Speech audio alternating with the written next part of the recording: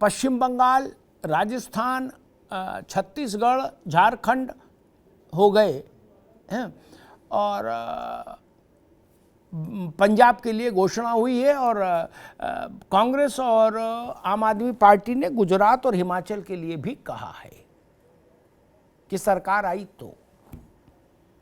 क्या आपको ऐसा लगता है कि 2024 का चुनाव आते आते ये मुद्दा एक बड़ा निर्णायक मुद्दा बन जाएगा, जिसमें एक राजनीतिक खेमों का, दलों का नहीं, राजनीतिक खेमों का ध्रुवीकरण हो जाएगा? जी, सबसे पहले तो सर आपको बहुत बहुत धन्यवाद आपको और आपके चैनल का, कि आप तो हर समय जनवादी मुद्दे को उठाते रहे हैं और उसी जनवादी मुद्दे में पुरानी पेंशन भी है। और मैं तो आज सर आपको बधाई भी दूंगा, क्योंकि हमारे उस संघर्ष में पहले शुरुआत में आप रहे, जब एक राज हम बताया करते थे। आज मुझे खुशी हो रही कि कम से कम अब 4 राज्य हम बता सकते हैं कि राजस्थान, छत्तीसगढ़, झारखंड और पश्चिम बंगाल में पहले से चल रही थी। तो हम 1 थे 4 तक आए हैं और हम यकीन के साथ कह रहे हैं कि 2024 के पहले पहले पूरे देश में 110% पुरानी पेंशन बहाल होगी। जैसा आपने राजनीतिक परिदृश्य की बात की, तो मैं ये कहना चाहता हूं कि तमाम क्षेत्रीय दल, एक देश का राष्ट्रीय दल कांग्रेस, जब सबके सारे लोग पुरानी पेंशन के समर्थन में आ गए, जहां जिनकी सरकारें हैं वो कर दी हैं, उन सारे राज्य सरकारों को मैं बधाई देना चाहता हूं, वहां के मुख्यमंत्री को बधाई देना चाहता हूं, जिन्होंने एक बड़ा फैसला कर्मचारियों के हित में किया है। और कुछ राज्य अभी लगे हुए हैं कि हम इस बात को सोच रहे हैं, विचार करेंगे।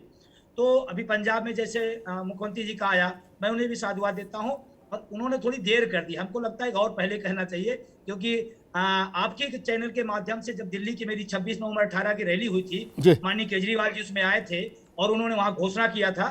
तो लेकिन चलिए ठीक है, देर आए दुरुस्त आए, स्वागत करता हूं। रही बात, अब सवाल ये आ रहा है कि पुरानी पेंशन का विरोध कौन कर रहा है, और अगर जो विरोध कर रहा है इसका मतलब सामाजिक सुरक्षा का विरोध कर रहा है, यानी कि संवैधानिक व्यवस्था का विरोध कर रहा है, यानी कि देश के जो शिक्षक कर्मचारी देश के विकास में अपना योगदान करते हैं, उस योगदान का विरोध कर रहे हैं। मैं तो कहता हूं, आपका ट्वीट मैंने देखा था, बहुत अच्छा लगा कि सारे राजनीतिक दल सर्वदलीय बैठक बुला करके इस पर विचार मंथन करके और एक सामाजिक सुरक्षा इस देश के शिक्षकों कर्मचारियों को दें। और ये कोई नई बात नहीं मांग रहा हूं मैं पिछले 7-8 साल से जब इस लड़ाई को लड़ रहा हूं अटेवा एनएमओपीएस के माध्यम से, तब से मैं ये बात कह रहा हूं कि बाबा भीमराव अम्बेडकर साहब ने संविधान में लिख के गए हैं कि ये व्यवस्था होनी चाहिए। तो जो व्यवस्था पहले से बनी थी उसको आप न, और चुनाव की सिर्फ बात करें, 24 के लोकसभा चुनाव का सबसे बड़ा मुद्दा पुरानी पेंशन बहाली बनेगा, इसमें कोई शक नहीं। 70 लाख कर्मचारी इस बात के लिए मन बना लिया है कि हम वही वोट करेंगे तो पुरानी पेंशन बात करेंगे। ठीक है भैया जी, आएंगे दोबारा मैं आपके पास। सरकारी कर्मचारियों की संख्या को केवल संख्या की दृष्टि से नहीं देखते हैं पुराने राजनेता, जो जमीन की समझ रखते हैं और खासतौर पर चुनावी प्रबंधन को जानते हैं। सरकारी कर्मचारी ही चुनाव संचालित कराते हैं, वो इस सत्य को जानते हैं। इसलिए भी राजनीति, अगर खालिश राजनीति की बात करो तो इसलिए भी ये मसला गंभीर हो जाता है। मैं रणवीर सिंह जी के पास चलूँगा, वो एक बहुत पुण्य कार्य कर रहे हैं। पैरामिलिट्री फोर्सेस के जो तमाम विंग हैं हमारे, CISF है, BSF है और तमाम उन सब के जो रिटायर्ड लोग हैं, अधिकारी जवान, सबके संघर्ष का एक अनवरत अभियान चला रहे हैं रणवीर जी। रणवीर जी, यही बात ज्यादा खलती है कि बॉर्डर पर BSF का जवान शहीद हो जाए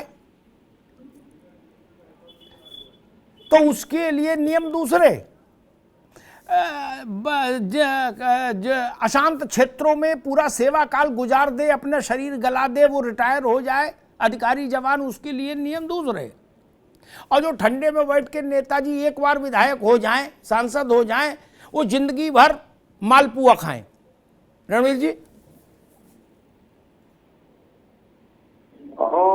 बिल्कुल अग्निहोत्री साहब, TV9 को बराबर OPS पुरानी पेंशन बहाली के मुद्दे को जी बराबर जो उठाते रहे, सरकारों के संज्ञान में लाते रहे हैं, इसके लिए बहुत बेचलूट पैरामिलिट्री चौकीदारों की भी आपने बात की, बीएसएफ के जवानों की आपने बात की, जो आए दिन शहीद होते रहते। जो पुरानी पेंशन बहाली है, हम उन मुख्यमंत्री जी को भी सैल्यूट देंगे, खासकर कांग्रेस शासित प्रदेशों को। केजरीवाल साहब भी जो है अभी पंजाब में भी सरसराहट चली है। तो अब सरहदी चौकीदार जो 24 घंटे बॉर्डर पे तैनात है, जिनका भविष्य अंधकार में है, जिनकी पेंशन नहीं है, एक बहुत बड़ा गंभीर मुद्दा के 2.5 दिन के सांसद को पेंशन, और जो 40 साल देश सेवा दे उनकी पेंशन बंद। संसद को तो साहब सीआरपीएफ ने बचाया था, आपको मालूम है। अगर हमला हो तो संसद नतंग हो जाती। मानव आने वाले 2024 के चुनाव में पुरानी पेंशन बहाली सरकार के गले की हड्डी बनेगा, सांस बने। चाहेंगे कि सत्ता पक्ष भी अपने कर्मचारियों की ये घोषणा करें, लंबे समय तक आप देश को इधर उधर में नहीं जा सकती, क्योंकि मैं तो अर्धसैनिक हूं, हम किसी पार्टी विशेष के नहीं। लेकिन जो घोषणाएं जो अभी हो रही है, पुरानी पेंशन बहाली, उसका जो सबसे बड़ा योगदान देश में आपका है। मैं 33 लाख पैरामिलिट्री परिवारों की तरफ से आपको सैल्यूट करता हूं कि आपने हमें बुलाया, और पैरामिलिट्री चौकीदारों की बात, पेंशन बहाली, चपरासियों की आप बराबर उठाते रहे, बेल्टधारियों की एक सैल्यूट चाहेंगे कि ये। थैंक यू रणवीर जी, दोबारा आएंगे आपके पास। रणवीर साहब दोबारा आएंगे आपके पास। ये बड़ी पीड़ा की बात है। वाजपेयी जी के समय में ही पार्लियामेंट के ऊपर अटैक हुआ था। कौन लड़े थे? भारत का लोकतंत्र के सूर्य पर ग्रहण लगा था, और मैं उस दिन वहां था संसद के भीतर पत्रकार गैलरी में। मैंने वो भगदड़ देखी। भारत का लोकतंत्र बंधक हो जैसी स्थिति में आ गया था, सूर्य पर ग्रहण लग गया था। जान किसने दी? यही पैरामिलिट्री फोर्सेस के लोगों ने, जवानों ने। इनके लिए तो कम से कम राजनीतिक चेतना को उदार होना चाहिए था। बेटा शहीद होकर आए तो क्या देश की उसके प्रति को, उसके परिवार के प्रति को फर्ज नहीं?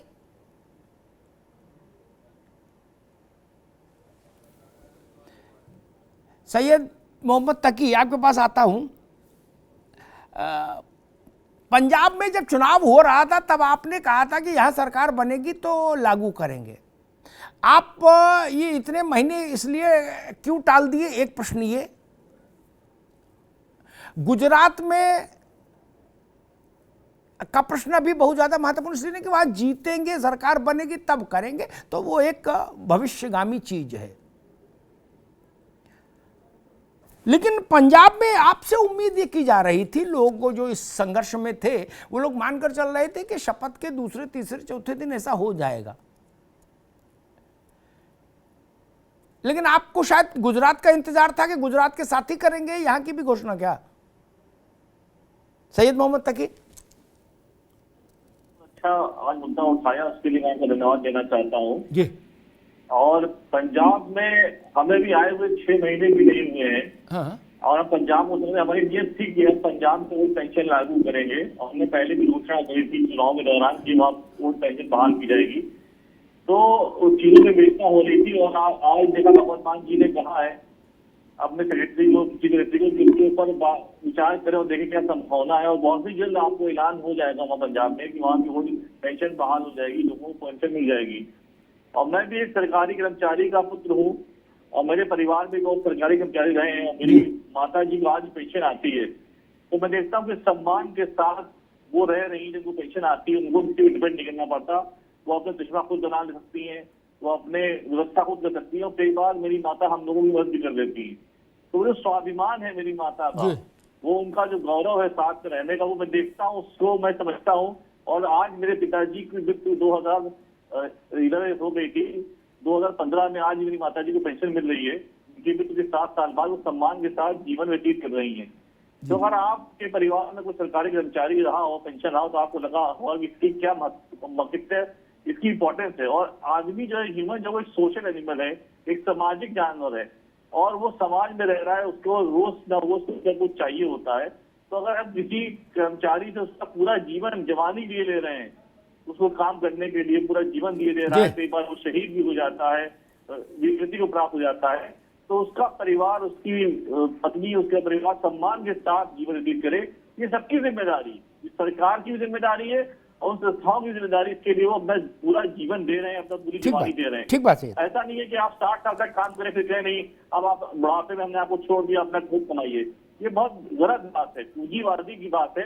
अगर सामाजिक परिवेश में देखिए, समाजवाद की बात करिए, तो हमें सबका ध्यान करना, वोट पेंशन हर हाल में बहाल होनी चाहिए सब सारे राज्यों में और सेंट्रल गवर्नमेंट के अंदर भी। ठीक है सैयद मोहम्मद तकी। मैं ओंकार नाथ जी के पास आऊँगा, फिर ओपी सिंह जी के पास, चूंकि उनको सबका जवाब देना होगा ओपी सिंह जी को। उत्तर प्रदेश में जब चुनाव होने को था तो प्रियंका जी वहां कैंप कर रही थी, तो अध्यापकों का एक प्रतिनिधिमंडल प्रियंका जी से मिला, ओंकार भाई, और उन्होंने, प्रियंका जी ने कहा भाई हमारा सपोर्ट करिए, तो उन्होंने कहा कि आप ये अनाउंस कर दीजिए कि हम पुरानी पेंशन बहाल करेंगे। उन अध्यापकों के प्रतिनिधिमंडल ने मुझे बताया था कि प्रियंका जी ने कहा कि भाई ये मसला बहुत टिपिकल है, इसमें बहुत चीज़ें देखनी होंगी, ऑफ हैंड ये तो मुश्किल होगा आप कहना। अभी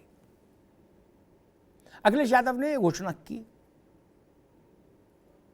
क्या कांग्रेस को उसके बाद ये लगा कि नहीं ये गलती थी, वहां हमको घोषणा कर देनी चाहिए थी, इस मुद्दे में जान है, ये मुद्दा आगे जाएगा, तो उसने उस कोर्स करेक्शन किया अपने उसमें चिंतन में, और फिर राजस्थान और छत्तीसगढ़ और झारखंड में लागू किया। ओंकार जी, और आज राहुल जी और प्रियंका जी का जो वक्तव्य आया है कि अगर हम भविष्य में जहां भी जीतेंगे वहां इसको लागू करेंगे, क्या कांग्रेस को अब इस बात को समझ में आया कि भाई ये मुद्दा लाखों लाख लोगों से जुड़ा है, उनके परिवारों से जुड़ा है, उनके सम्मान से जुड़ा है, इसलिए इस मुद्दे के साथ खड़ा होना चाहिए? ओंकार जी। देखिए अमिताभ भाई, मैं तो पुरानी पेंशन का पक्षधर हूं, क्योंकि मैं एक अधिकारी रहा हूं और मुझे पेंशन मिलती है। मुझे मालूम है कि उस पेंशन का क्या महत्व होता है। कई चीजें ऐसी होती हैं जो सरकार समझना नहीं चाहती।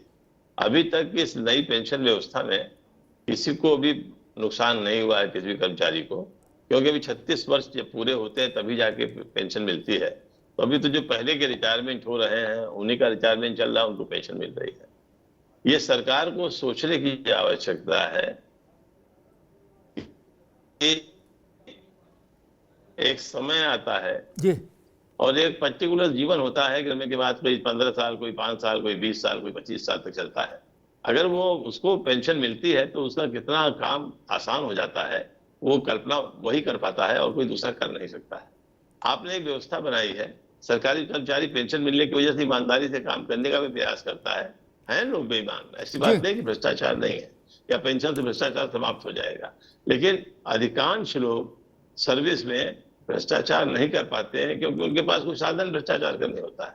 और जब वो रिटायर हो जाते हैं तो उस समय उनको पैसे की बहुत आवश्यकता होती है। और आज के इस न्यूक्लियर फैमिली के समय में बच्चे अपने खर्च को तो उठा ही नहीं पाते, माँ बाप के खर्च को क्या उठाएंगे, इसलिए समस्या हो जाती है उनके सामने।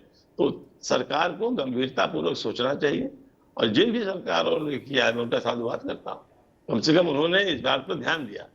जब एक विधायक, जैसा आपने बताया, एक दिन होने के बाद महीने भर, 2 महीने, 3 महीने के बाद भी उसको एक पेंशन मिल जाती है। आपने 50 पेंशन व्यवस्थाएं कर रखी है, विधवा पेंशन कर रखी है, और भी तरह की पेंशन कर रखी है। तो आप जब इस तरह की पेंशन की व्यवस्था की है तो जो व्यक्ति आपका 36 साल मुलाजिम रहा हो, आपके लिए ईमानदारी से काम करता रहा हो, अगर आप उसके संग नहीं सोचेंगे तो कौन सोचेगा? इसलिए इस बात पर कार्रवाई करनी चाहिए सरकार को, और सोचना चाहिए कि जो ये बंद किया है उसको समाप्त करें और पुरानी पेंशन को लागू करें।